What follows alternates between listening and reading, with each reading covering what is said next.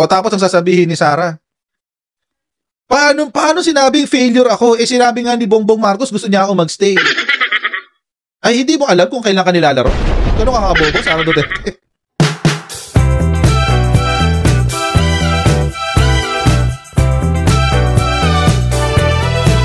Kahapon nga di ba pinag-usapan?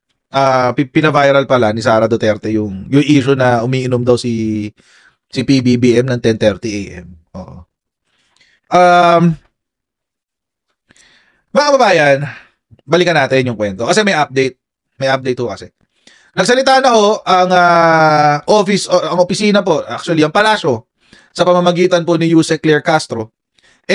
Nagsalita ho ang palasyo. Ito ang sinabi na ngayon ng palasyo. Yun. Palace dismisses Sara Duterte's claim versus Marcos because VP wants to be president. Uy, my goodness. Ang aga-aga pa, gusto na maging presidente. Oo.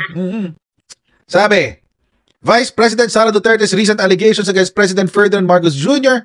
are merely another attempt to have him removed from office so she could become president, Palace press officer said on Thursday. Ayun. Ang matindi dyan, mga kababayan, pinick up po kasi, for some reason, no, hindi ko rin alam kung bakit pinick up ng bilyonaryo to. Pero pinick up ng bilyonaryo yung personal vlog. Yung personal vlog ni Yusek. Nakakatawa nga eh. Nag-vlog daw kasi si Yusek kahapon. Pinick up ni bilyonaryo. Panoorin natin yung kanyang balita tungkol dyan. Tuloy ang bangayan sa usaping complete failure umano si VP Sara bilang dating DepEd Secretary. Ang Malacanang may resibo umano para patunayan ito. Narito ang agenda report ni Ivy Reyes.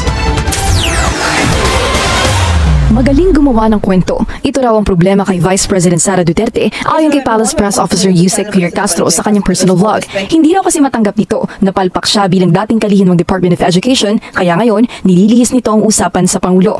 Ang pinag-uusapan dito kung complete failure ka ba sa pagiging DepEd Secretary. So hindi niya masagot, gawa ng kwento para siraan naman ng Pangulo. Diba? So sino ba namumulitika dito? Nagpakita rin si Castro ng mga balitang nagpapatunay na ligwak sa performance ang bise. Sa isa sa mga balitang ito, inamin ni VP Duterte na hindi niya na-review ang K-10 curriculum dahil hindi naman siya guro. Ilang taon ka ba dun? Ilang taon siya sa DepEd bilang namumuno? 2 years! Ba't di mo nagawa yung mga gusto mong gawin? Bakit inuna mo ubusin yung confidential funds kaysa trabahuhin niyang yung pagiging DepEd Secretary mo? Oy, Yusek naman! Kalmahan natin! Sa edukasyon ng bise. Si Yusek. Bakit daw inubos yung confidential funds? Kalmahan natin, Yusek. Kalmahan natin dyan. Kung nanonood sa atin si Yusek, shoutout mo kay Yusek Claire. Kalmahan natin konti, madam. Oo, grabe siya. On the attack. Di ba? Magkano ba kasi na unang naubos yung confidential funds? Tingnan natin. Magkano bang inubos? Ano ba nangyari sa budget ng OVP nung panahon na yon? Ito ang nangyari sa budget ng OVP nung si Sara ang pinuno for 2 years. Mga kababayan, imagine na 2 years lang to. 12.2 billion pesos ang halaga ng notice of suspension, disallowances, and charges which remain unsettled, mga kababayan. 12 billion yan, guys. Ano ibig sabihin nun? Pag ikaw ay naisluhan ng notice of suspension, notice of disallowance, at notice of charges, ibig sabihin, ang nakaupo sa posisyon ay ginamit ang pera ng bayan sa hindi tamang paraan. Ginastos niya ang pera ng buwis na pinagtatrabahuhan nating lahat. Oo. Imagine mga kababayan, 30%, 35% ng ating sahod ay napupunta sa ating buwis. 35! My goodness, guys. Goodness gracious, great balls of fire. 35% ang napupunta sa taxes. Ganun ho kalala. Naka-live din si Yusek. Shoutout kay Yusek. Ayan. Naka-live din daw si Yusek. Sabay daw kami. Ayun. You know, I mean, imagine mga kababayan dito palang olats ka ni. Diba? Bakit hindi mo matanggap, Sara Duterte, na you're a complete failure? Dito pala sa notice of disallowance, notice of suspension, tsaka notice of charges, olats ka. Nakakatawa nga, merong isang bobong DDS bubulager. Bobong DDS bubulager. Bago na akong tawag sa kanila, stupids. The stupids. Stupids. Yung stupid is you spell it with 2 D's and an S. Stupids. Etong merong vlogger yung mga stupids. Ang sabi niya, ang bobo daw ni Yusek Claire kasi mataas daw yung approval. Paano daw naging complete failure si Sara Duterte? Ang taas daw ng approval rating niya. Ang bobobo talaga ng mga DDS. Anong connect yung approval rating sa performance niya? In fact, mga babayan, dapat nga tinatanggal na siya dyan sa performance rating. Wala akong connect yung approval rating kasi yung approval rating is subjective. Ibig sabihin, base lang yan sa pananaw mo dun sa tao. Hindi yan nakabase sa trabaho.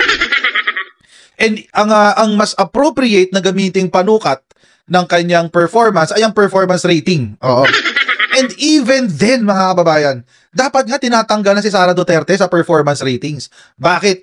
Wala siya para mag-perform. Lagi siyang wala. Nakaka-11 countries na siya, mga kababayan.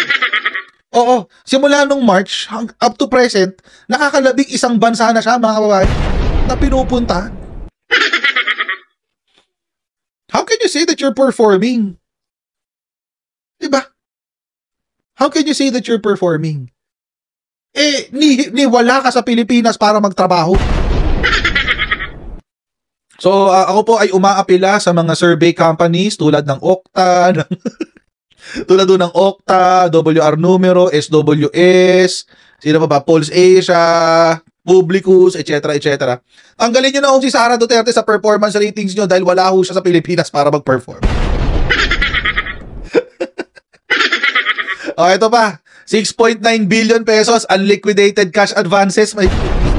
Unliquidated, ibig sabihin, gumastos siya ng pera, pero hindi siya nagbibigay ng patunay kung saan niya ginastos ang pera. Dito palang olats ka na eh. Dito palang complete failure ka na, Sara Duterte. Wala pa dyan yung actual na trabaho mo. 3.1% lamang ng classroom out of 100% ang naipatayo. 2.7% ng mga classroom out of 100% ang na-repair. 3.41% lamang ng last mile schools ang naipatayo out of 100%. Ano ba naman yan? Saan ka kukuha? O tapos ang sasabihin ni Sara, paano sinabing failure ako? Sinabi nga ni Bongbong Marcos gusto niya ako magstay. Ay, hindi mo alam kung kailan ka nilalaro? Gano'n ka kabobo, Sara Duterte? Gano'n ka kabobo, hindi mo alam kung kailan ka binubola? Ang bobo nito ni Sara. Ang bobo nito ni Sara. Hindi mo alam kung kailan ka binubola, no? Siguro, no? Nasobrahan ka sa purete. Diba? Tuloy natin to. Bakit daw tinanggap niya ang posisyong ito? Samantala, tila binalik ni Castro ang tanong sa bise patungkol sa amoy alak statement nito. Nang mag-resign daw kasi si VP Duterte sa gabinete, amoy whiskey anya ang Pangulo. So, hindi ako ang failure. Siguro, ang failure is yung 10:30 pa lang ng umaga, amoy alak na. Wala raw itong katotohanan ayon kay Castro. Ang guling mo naman, bakit ano ka ba siya? Ano ba siya? Expert ba sa ganitong klase? Ang ghost Expert ka ba sa alak? Baka mas lango talaga si Sara Duterte. Anyway, alam nyo mga kababayan, si Sara Duterte has been fact-checked by the netizens.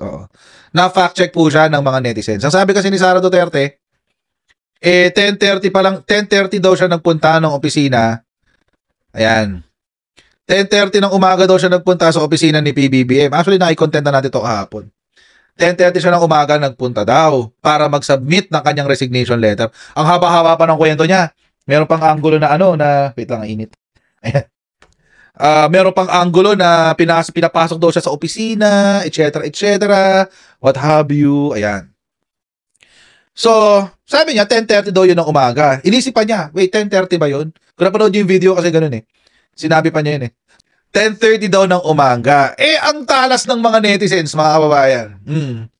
Ang talas ng mga netizens nahuli sa kasinungalingan si Sara Duterte. Bakit? Kasi mga kababayan, saan ba yun? Ito.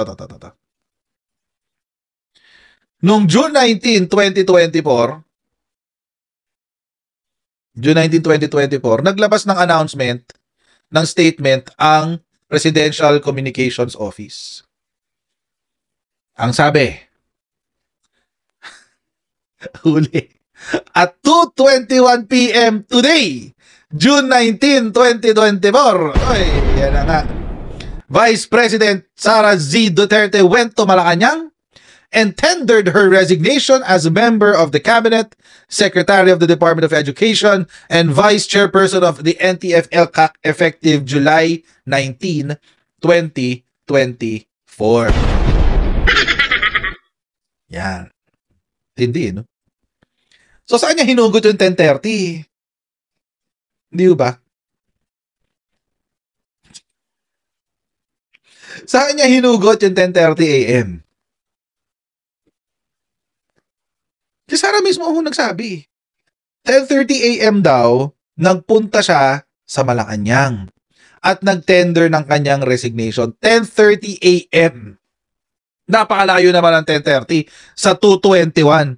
Buti sana kung sinabi ni Sara na around 2 p.m., mga ganun. Pwede pa eh. Mailulusot mo pa eh. Nagpunta ako ng Malacanang around 2 p.m., 2:30-ish, ganyan. Pwede. Pwede pa, mailulusot. Kaso napakalayo ng 10:30 sa 2:21. Hindi kaya ganito. Hindi kaya si Sara Duterte ang lasing. Akala niya, yung 2:21, alas 10 ng umaga. Sabi niya kay Mr. President, ang papel dito. Ayan. Mr. President! Mr. President! Nakita siya ni I'm here, Mr. President! Sabi niya. Nakita siya ni PBBM. Nakita niyang senglot. Sabi niya, alika dito, pasok ka sa opisina ko. Nakakahiya ka. Kunyari lang, ha? Sabi, alika dito, pasok ka sa opisina ko. Nakakahiya ka. Nakakahiya sa mga cabinet members. Alika dito, pasok ka. Lang yan. Tapos sabi ni Sara, Mr. President, I am here to tender my resignation. At this hour, it's 10:30 a.m. Today is 10:30 a.m. I'm tendering my resignation. Tapos sabi ni Presidente, 10:30? Parang 2:21 na. Kaya siguro sinama yung oras. Kasi nagsalita si Sara Duterte ng 10:30. Tapos inisip ni Presidente, ako baka gamitin someday sa akin to O, isama natin yung oras sa announcement. Di kasi Sara talaga yung lasing. Kasi ang weird eh. I mean, ang naaalala niya 10:30 a.m. Pero yung actual time is 2:21 p.m. Tapos, ano oras yung upload nito? 2:43 pa nga yung upload nito eh. So, ibig sabihin mga babayan, immediately after siya nag-file nag-tender ng kanyang resignation, in-announce agad ng PCO yung kanyang resignation. Di ba? Documented eh. Yan. Pero mga babayan, ang title po ng ating vlog ay Bakit Delikado sa Bansa ang ambisyon ni Sara Duterte. Kasi mga babayan, sinabi nga ni Yusek Claire, ay dito rin yata nakasulat yun. Ayan. Dahil natin. Okay. Sinabi rin kasi ni Yusek Claire, walang katotohanan ang mga kwento niyang ito laban kay Pangulong Marcos. Madali sa kanilang gumawa ng kwento at propaganda. Lahat ng kwento niya ay para siraan ng Pangulo dahil nais niyang pababain ito sa pwesto at siya ang maging Pangulo. Totoo naman yun. It's true. It's true. Gusto niyang maging presidente. Pero again, mga babayan, kung gusto niya maging presidente, ano magiging epekto niyan sa bansa? Kung ang magiging basihan natin ay ang kanyang complete failure sa DepEd, I won't be confident pagdating sa pag-handle niya ng buong Pilipinas. Hindi ako magiging confident. Mga babayan, simpleng oras lang nagkakamali siya. Yung 10:30 niya naging 2:21. Yung 2:21 niya naging 10:30. Ano yun? Delikado siya sa bansa, mga babayan. She's actually a national threat. If this is any indication, mga kababayan, yung kanyang performance sa DepEd, if this is any indication, delikado ho ang bansa. Delikado ho tayo, mga hampas lupa. No joke. No joke.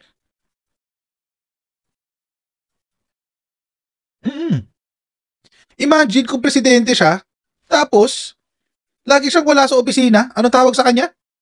Oh. Multo? Maski sarili niyang opisina, tinawag siyang multo, mga kababayan. Saan ka naman nakakita ng ganun? Oh, hindi lang natin nakikita, pero ang trabaho na kailangan niyang gawin for the office is still being done.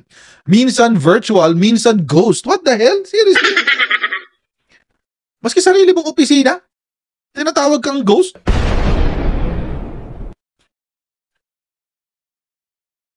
Ganun siya kalala. No wonder, mga babayan, wala siyang results. Ano yung results niya bilang vice-presidente? Wala. COA, notice of disallowance, so meron siya.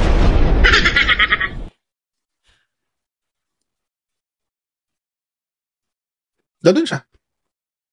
Wala siyang accomplishment as a vice president. Anong sasabihin niya? Yung libreng pasakay? Anong impact dun sa Pilipino? What? Anong sasabihin niya? Yung tulong sa mga whatever, kung sino man? What? Anong impact dun sa karamihan? Wala. Mas may impact pa nga yung ginagawa ni F. Elisa kaysa sa ginagawa niya eh. No joke. No joke dyan. Yung love for all, mas may impact pa yun kaysa sa ginagawa ni Sara Duterte. Promise, no joke. Kasi at least yun, mga kababayan, hindi siya elected officer. Si F. Elisa, hindi siya elected officer.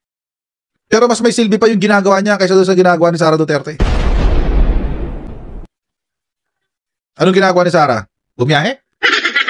Pag out of the country? Isasabay niya yung pag out of the country niya sa pagbisita niya sa tatay niya. Alam niyo mga kababayan, yung ginagawa ni Sara ngayon, ang ginagawa lang niya, pupunta siyang Hague. Pero pag pupunta na siya sa Hague, isasabay na niya lahat ng pagbabakasyon niya. Recently, nasa naman siya ngayon? Sa Paris. Sa Paris. Anong ginagawa niya doon? Wala. Sasabihin niya, hindi, mandato to ng OVP, etc., etc. No, it's not even in the mandate. Alam niyo mga kababayan, kung tatanggapin ho natin na mandato ng OVP, bumiyahe ng bumiyahe abroad, kalokohan na yan. Kalokohan yan.